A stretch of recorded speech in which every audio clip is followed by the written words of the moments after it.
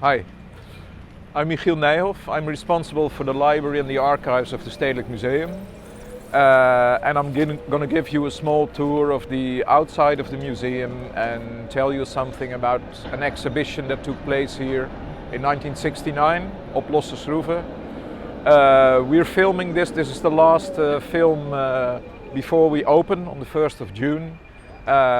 So we keep our safe distance.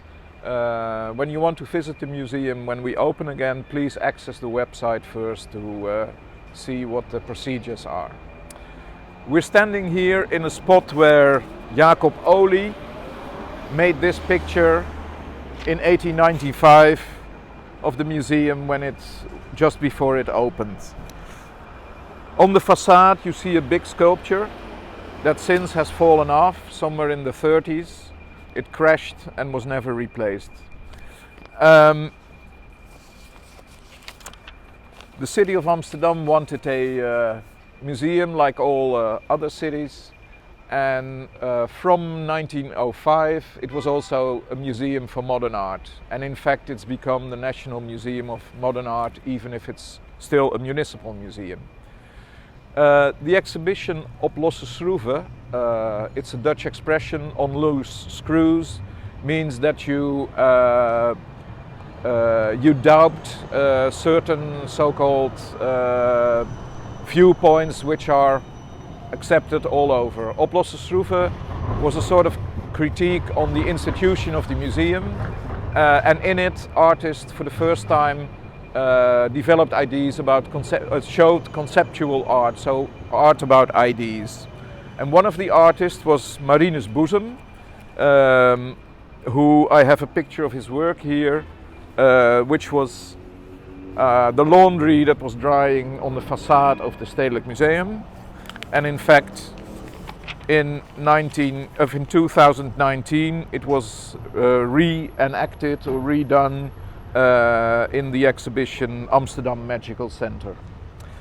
A lot of the artists at this exhibition, like Jan Dibbets, Ger van Elk, but also Bruce Nauman and Richard Serra, started their career here and at that time. I suggest we go to the corner to proceed.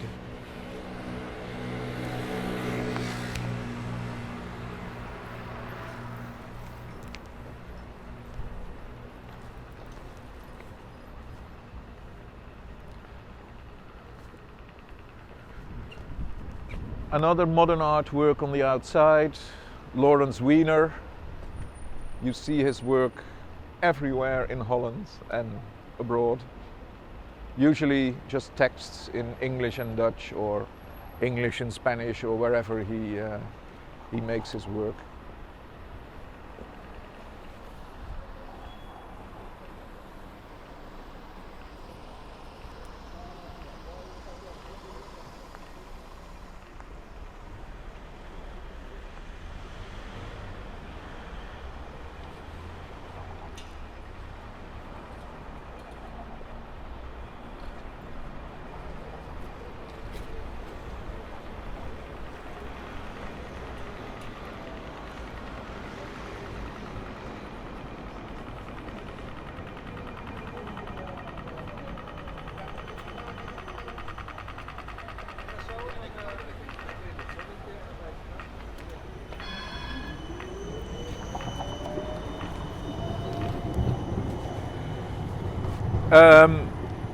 We're stopping here because this was the place where in 1969 the Dutch artist Jan Dibbets literally undermined the museum. At the exhibition I mentioned, you see that the situation hasn't changed much. So he was undermining the museum as an example of undermining the institution.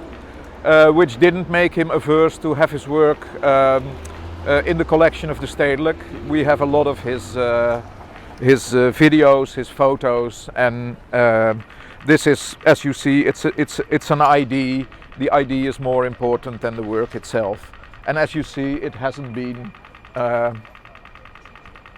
conserved here. Another thing I want to show you here is how the outside and the inside of the museum mingle. There's a sort of reciprocity of the world outside and inside that director Somber, he became director after the war in 1945, a legendary figure. But he wanted the museum to be really open to the public, low threshold as we say.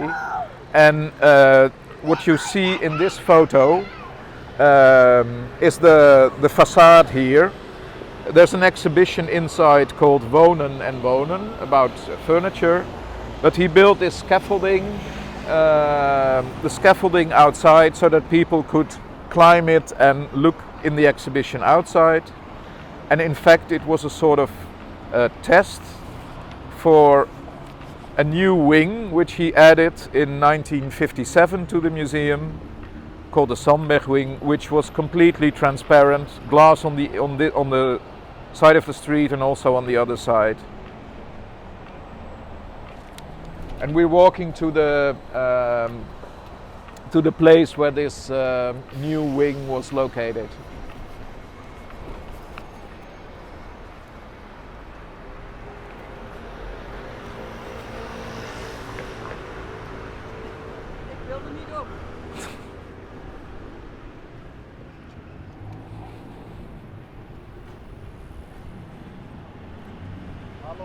Hi.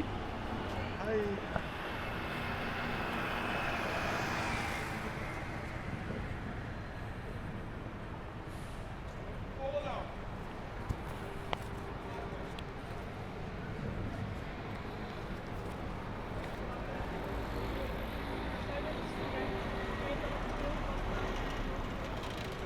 Where we're standing here, the situation has changed dramatically.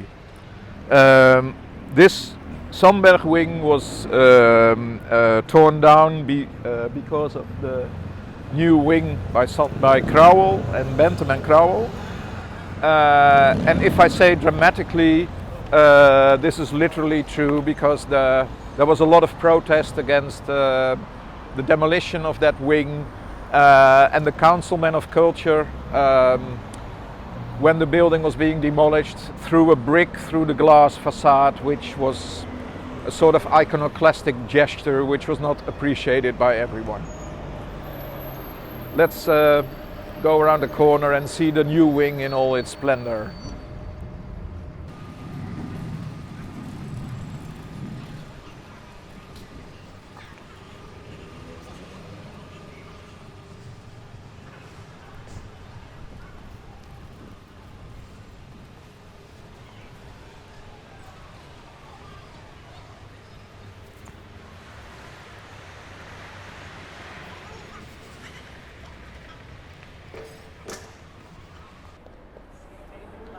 Okay.